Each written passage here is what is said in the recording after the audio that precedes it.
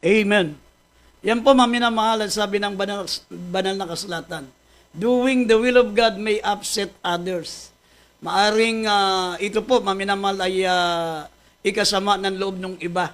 Pag ginagawa natin ang kalooban ng Diyos, sapagkat maminamahal, hindi kasi kapareho ng ating pananampalataya. Iba kasi yung kanilang paniniwala. Katulad po ng nangyari kay Daniel. Si Daniel, maminamahal, sabi ng banal na kasulatan, wala silang maisumbong maliban na siya ay palaging nananalangin sa ating dakilang Diyos. Lagi siya nagpupuri. 3 beses sa isang araw, siya po ay nananalangin at nagpupuri sa ating pinakamamahal na Panginoon. Kaya nga, sa inggit ng mga satrapa, sa inggit ng mga opisyal, maminamahal ng hari, dahil wala silang maisumbong labang kay Daniel, ay yung pong kanyang pagpupuri, yung kanyang panalangin ang isinumbong nila. Dahil alam nila si Haring Darius po, maminamahal, ay Gentiles, ang kanyang Diyos ay mga graven images, mga rebulto, kaya hindi papayag talaga si Darius, maminamahal, sa ginagawa ni Daniel. Pero si Daniel, hindi po nagbago ang kanyang isip, gaya ng kanyang ginagawa, ay patuloy siyang nagpuri 3 beses at binuksan niya pa ang dungawan. Sabi rito, at nang malaman ni Daniel na ang kasulatan ay nilagdaan ng pangalan, siya ay pumasok sa kanyang bahay.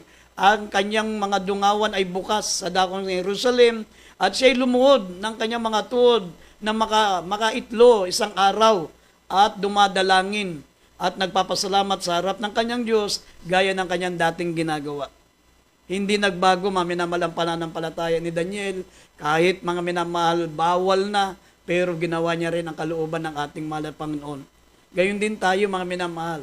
Darating ang araw, katulad po na nangyari nung nagkaroon po ng pandemic, maminamahal, pinagbawal tayong lumabas, pinagbawal tayong sumamba, pero maminamahal, dapat ang higit nating sundin ay ang kalooban ng ating mahal na Panginoon kaysa sa mga batas, maminamahal, sapagkat kapag inuuna po natin ang kalooban ng Diyos, maminamahal, tandaan po natin, hindi tayo pababayaan ng ating pinakamamahal na Panginoon. Yan po, maminamahal. At ang sabi ng banal na kasulatan, doing the will of God may mean persecution. Talagang mararanasan natin yung tinatawag na persecution. Sabi rito, maminamahal, mababasa po natin sa John chapter 15 verse 18 up to 21, maminamahal, kapag tayo po ay nakasusunod sa kalooban ng Diyos, kapupuotan tayo ng sanlibutan. Ang masama, maminamahal, sa ating mga anak ng Diyos, pagka tayo po ay kinagigiliwan ng sanlibutan. Pag kinagigiliwan ka ng sanlibutan, there's something wrong.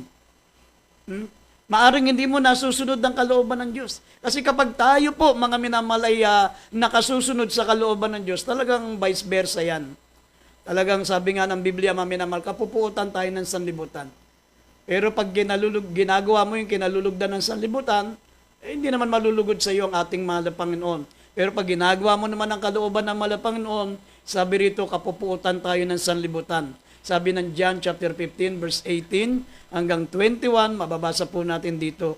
Basahin po natin ang talata. Dito po sa John chapter 15 verse 18 up to 21, kung kayo kinapupuotan ng sanlibutan, ay inyong talastas na ako muna ang kinapuotan bago kayo. Kung kayo taga-sanlibutan, ay iibigin ng sanlibutan ang kanyang sarili. Ngunit sapagkat kayo hindi taga-sanlibutan, kundi kayo hinirang ko sa sanlibutan, kaya napupuot sa inyo ang sanlibutan. Alalahanin niyo ang salitang sa inyo'y aking sinabi. Ang alipin ay hindi dakila sa kanyang Panginoon. Kung ako'y kanilang pinag-usig, kayo man ay kanilang pag-uusigin din. Kung tinupad nila ang aking salita, ang inyo man ay tutuparin din. Datapat ang lahat ng mabagay na ito ay gagawin nila sa inyo dahil sa aking pangalan, sapagkat hindi nila nakikilala sa akin ay nagsugo. Amen. Yan po ang sabi ng banal na kasulatan, maminamahal. Kaya nga dapat po natin malaman, things that may happen to us when we serve God with fear and acceptable. Yan po mga mangyayari sa atin, maminamahal, mga bagay na mangyayari sa atin kung tayo po ay naglilingkod sa Diyos na kalugod-lugod sa Kanya. Unang-una, maminamahal, doing the will of God may upset others. Katulad ng nangyari kay Daniel, katulad ng nangyari kay Abel, maminamahal. Kinatisuran siya ni Cain. Si Daniel, maminamahal, ay pinag-initan, kinapuotan siya ng mga satrapa, ng mga pangulo sa kanyang kapanahunan. Kaya nga, maminamahal, tandaan po natin, doing the will of God may mean persecution. Mararanasan po natin ang pag-uusig. Sabi nga ng 2 Timothy chapter 3 verse 12, oo, lahat ng ibig mabuhay na may kabanalan kay Kristo Jesus ay magbabata ng pag-uusig. Kaya wag po tayong magtaka, wag po tayong maminamahal na yung mabigla. Bakit? Ginagawa naman natin ang kalooban ng Diyos. Bakit kung kailan naging mananampalataya tayo? Bakit kung kailan tayo po, mga minamahal, ay naglilingkod na sa Diyos, nakakaranas po tayo ng persecution, nakakaranas tayo ng tinatawag na pang-aapi. Alam niyo ako, nung bago pa ako sa mahal na Panginoon, mga minamahal, dati, nung hindi pa ako Kristiyano, takot sa akin yung mga kababayan ko, mga minamahal, sa lugar sa Malabon. Kinakatakutan nila ako, pati mga pinsan ko, pag nagwawala ako, nagbabasag ako ng mga bote. Kinasusuklaman nila ako at kinakatakutan nila ako. Pero nung naging Kristiyano ako, maminamahal. Nung naging Kristiyano ako, ay pinag-uusig na nila ako, iniiwasan na nila ako. Ang tingin nila sa akin ay talagang nakakahiya, maminamahal. Talagang nilayuan ako ng aking mga kaibigan, pati mga kamag-anak ko. Pinagbubulungan ako na ako raw ay nasisiraan na raw ng ulo. Ibang-iba na raw ako, maminamahal. Pero hindi nila alam, ganun pala ang mangyayari kapag tayo po ay naging mananampalataya ng ating mahal na Panginoon. Doing the will of God may mean persecution. Talagang maranasan po natin ang mga tinatawag na pag-uusig. Sabi ng Biblia, maminamahal, kung kayo'y taga-sanlibutan, ay iibigin kayo ng sanlibutan. Ngunit, sapagkat kayo hindi na taga-sanlibutan, kundi kayo hinirang ko sanlibutan, kaya napopuot sa inyo ang sanlibutan. Sabi ng verse 20, alalahanin nyo ang mga salitang sa inyo'y aking sinasabi. Ang alipin ay hindi dakila sa kanyang Panginoon. Kung ako'y kanilang pinag-usig, kayo man ay kanilang pag-uusigin din. Kung tinupad nila ang aking salita, ay inyo man tutuparin din. Yan po, maminamalan, sabi ng banal na kasulatan. Kaya kapag bago po tayong mananampalataya, dapat, mga minamal, hindi po dapat maging lingid sa atin ang mga bagay na ito para maging handa tayo. Pero tandaan po natin, mga minamal, tandaan po natin, sabi nga, everything is under control. Lahat po ay kontrolado po yan ng ating dakilan Diyos, mga minamahal. Kaya nga, tandaan po natin, pag ikaw ay mananampalataya na, makakaranas tayo ng economic persecution, emotional persecution. Yan po ang mararanasan natin, economic persecution. Minsan mararamdaman mo, mga minamahal, dati nalulugod sa iyo yung mga magulang, mga minamahal, yung mga kapatid. Tapos minsan iiwasan ka na nila. Dati lagi kang binibigyan, mga minamahal, ng mga kapatid mo na may mga hanap buhay. Tapos ngayon, hindi ka nila nabibigyan. Ganun, mga minamahal. Ibig sabihin, makakaranas tayo ng economic persecution. Dati mataas ang ating katungkulan sa ating pinagtatrabahuan. Minsan ilalagay tayo sa pinakamababa dahil mga minamahal, uusigin po tayo. Yan po, at emotional persecution, sasaktan nila yung ating mga damdamin, mararanasan natin na pinagbubulungan tayo ng ibang tao, akala nila nasisira na tayo ng bait, kasi hindi nila naiintindihan yan eh.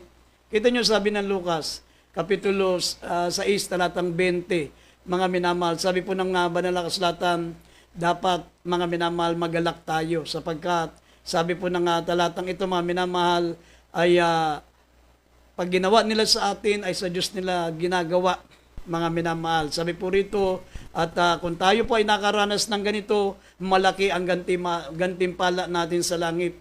Sabi, wag tayong malungkot, wag tayong masiraan ng loob, kundi mga galak tayo, magsilukso sa kagalakan, sapagkat malaki ang naghihintay na gantimpala sa atin sa langit. Basahin natin ang Lucas 6, talatang 20 hanggang 23. Dito po sa Lucas chapter 6, verse 20 up to 23.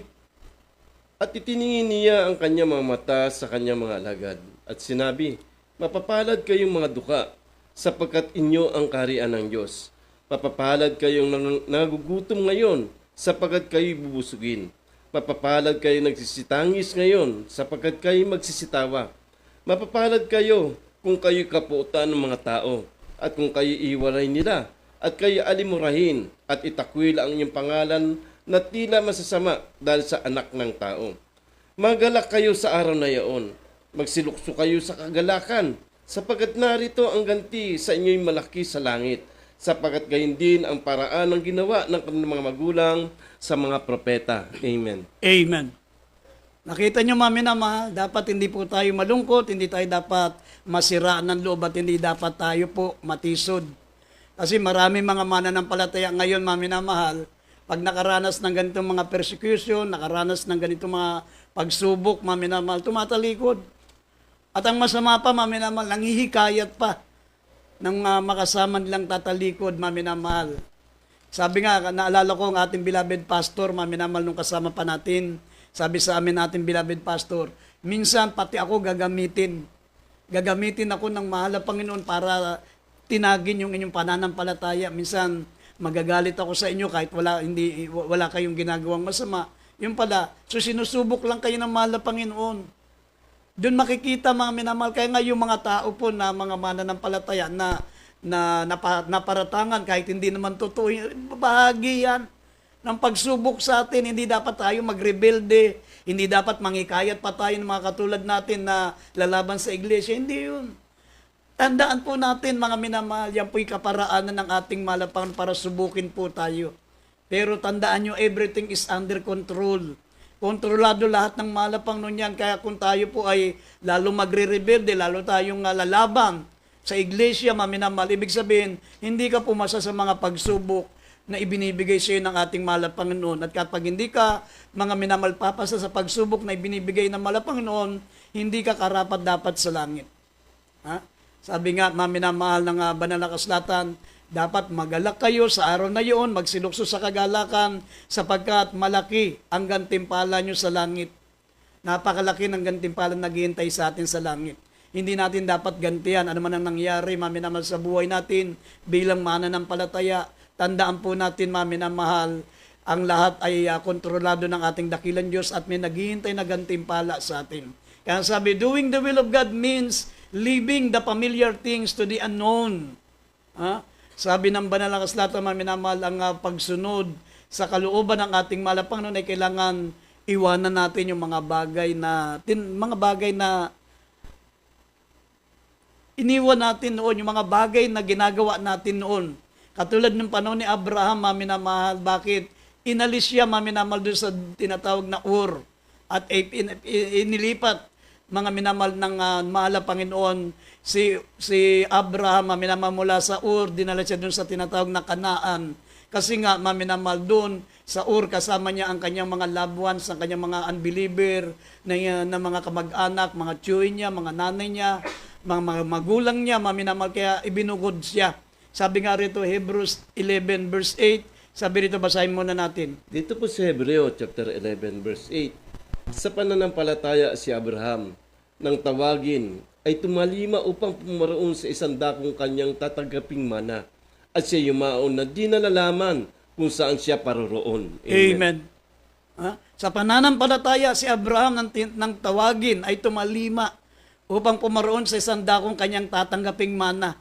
At siya yumaon na hindi nalalaman kung saan siya paroroon. Iba din, iniwan niya ang kanyang mga mahal sa buhay. Ang kanyang mga magulang, ang kanyang mga kamag-anak, mga minamahal doon sa Ur. Pumunta siya, mga minamahal, papuntang Kanaan. Yan po yung Israel ngayon, mga minamahal. Ang sabi ng banal na kasulatan, sabi, si Abraham nang tinawag ay tumalima upang pumaroon sa isang dakong kanyang tatanggaping mana. Mga minamahal, hindi niya inalintana ano ang kanyang magiging kapalaran sa lugar na yun. Basta nagtitiwala siya sa ating pinakamamahal na Panginoon. Sabi, doing the will of God means leaving the familiar things to the unknown. Ilalagay tayo sa mga bago lang nangyari sa buhay natin. Gayon, mga minamahal, hindi tayo sanay, pero kinakailangan sumunod tayo alang-alang po, mga minamahal, sa kabutihan ng ating paglilingkod sa ating pinakamamahal na Panginoon. Katulad ng ating dakilang Diyos, ng ating pinakamamahal na Panginoon sa Kristo, nung siya ay nagkatawang tao, mga minamahal, ang kanyang layunin, ang kanyang pinakadakilang layunin, siya po ay mamamatay sa krus para iligtas ang buong sangkatauhan sa kanilang mga kasalanan. Iligtas ang buong tao sa buong mundo sa kasalanan, mga minamahal. Sabi niya, Panginoon, ilayo mo sa akin ang sarong ito, sabi niya bilang tao. Siya po'y dumadaing katulad natin.